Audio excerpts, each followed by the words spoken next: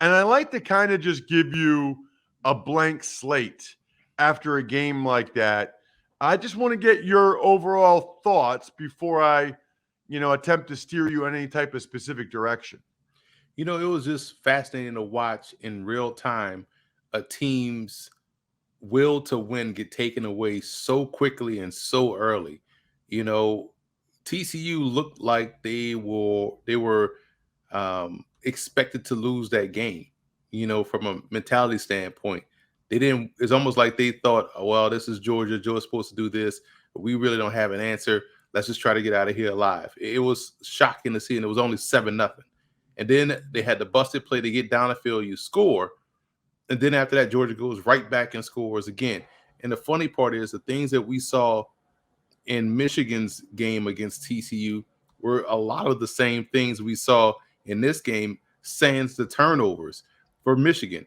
Georgia did what Georgia was supposed to do, protect the ball. They knew TCU couldn't essentially move the ball consistently on them. I mean, if we're being honest, TCU had issues moving the football consistently against Michigan. There was a couple of busted plays and also the turnovers that really flipped things on its head, and a couple of wonky turnovers right there on a goal line or whatnot. But TCU really looked like Purdue in the Citrus Bowl against LSU.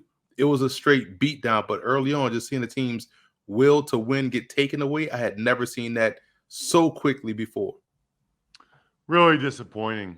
And I thought after the touchdown by TCU, I thought maybe we had a chance to keep it interesting for a while. Like I thought, okay, what was it, 10-7? I'm like, all right, they held them to a field goal once and now they scored a touchdown. Like, okay, they've settled in a little bit. Yeah, no, not even close. And very disappointing. That's obviously not what any of us want or are looking for in a national championship game like that. There's a lot of specific players that I could ask you about, Emory, but I'll again go blank slate and just get your thoughts on any prospects in this game that really stood out to you positively, maybe like a Stetson Bennett or some of these other guys, or negatively, maybe like a Max Duggan. Well, firstly, we can't let North Dakota State off the hook. I'm in Fort Worth, Texas right now, about 40 minutes south of Frisco, Texas. South Dakota State beat the brakes off them to win their first national title and to do it against your hated rival in a championship game in that fashion was phenomenal. So we got shafted on both Division 1 championship games because neither was competitive. South Dakota State dominated from start to finish as a TCU. But to your point, look at the I don't know what you think about this, Ross, but I find this fascinating. The last two playoff games for Georgia, the one versus Ohio State and the one versus TCU, where has Jalen Carter been? Right? And this is someone that we're projecting to be the number one pick, or at least at worst number 3. So he hasn't really shown up. Now, granted, when people have to adjust game plans for you, that's a sense of showing up. I know people love to say pressures and things like that. A lot of times pressures sound like you haven't gotten there, So he had to be off the field a lot against Ohio State. And we saw him not really as much of a factor against TCU. Granted, everybody was a factor against TCU. But there are some questions whether or not you take him number 1 or Will Anderson number 1, who also had his own questions in the playoffs. And for Stetson Bennett, I saw this tweet earlier, and I get why he asked the question. Um, if we're going to talk about Bryce Young's size and Stetson Bennett's size, and okay, cool, they're both smaller quarterbacks, then why is Bryce Young the slam dunk number 1 overall pick? He said outside of age, why is Bryce Young the slam dunk number 1 overall pick and Stetson Bennett is not even scheduled to get drafted or may get drafted in the 7th round? Granted, age, from my point of view, my answer to that, definitely age plays a part in that role. He'll be a 26-year-old rookie. So that puts what you see is what you're going to get. there's no upside there to Stetson Bennett. Now, he could be an anomaly and be like Warren Moon or be like Tom Brady and play until his mid-40s, right? But the average is that he's probably going to play until he's 35. But why is he considered undraftable and Bryce Young is considered the number 1 overall pick? I think Stetson Bennett, I've always, said this. Obviously, I believe if I'm an alternate league, XFL, USFL, I throw the bank at him because that's the type of players you need in that league. But now you're looking at, if you're an NFL team, we just watched Brock Purdy be Mr. Irrelevant and play well in San Francisco.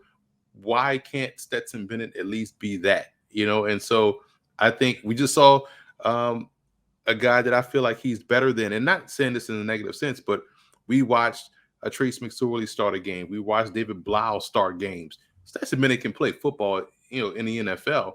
It's just to what degree.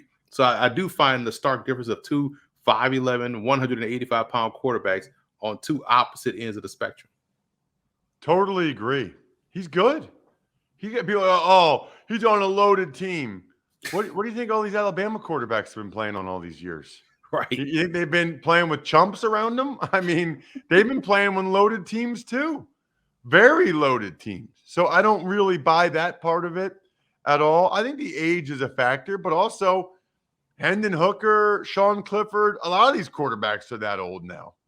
And by the way, quarterbacks play till they're 35. So what are you worried about with Stetson Bennett's age? You're worried that he's only going to have a 10-year career and then he's going to be 35? Like, who cares? If the concern is he doesn't have as much of an upside because of it, okay, that's a conversation that we can probably have, that maybe there's not as much of an upside, but he also hasn't been playing as much as some of these other guys do. So maybe there is still more there. I tweeted last night, half joking, Emory, I said that Stetson Bennett is going to be an awesome slot receiver for the Patriots next year. Can't you just see that? I can't unsee that now. Stetson Bennett, Welker, Edelman the fourth. I mean, that dude, Stetson Bennett, Welker, Edelman the fourth. It would be hard if he didn't have Lab McConkey there. And like, if there was no Lab McConkey, I could buy your statement. But Lab McConkey helps take some of that slot receiver smoke off Stetson Bennett. Lab McConkey is an athlete.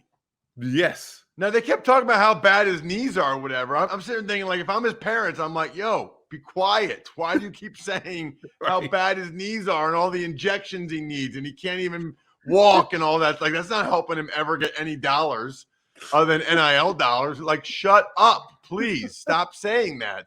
You're not helping. But that guy, in all sincerity, Lad McConkey's an athlete. That one catch he went up and got, he looked like a deer. It looked like Bambi jumping up for the ball.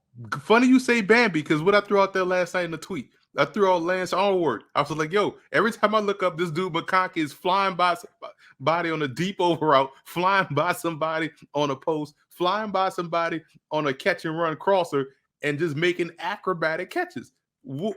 Granted, it may not be a one-to-one, but goddamn, every time I look up, McConkey is looking like Bambi out there.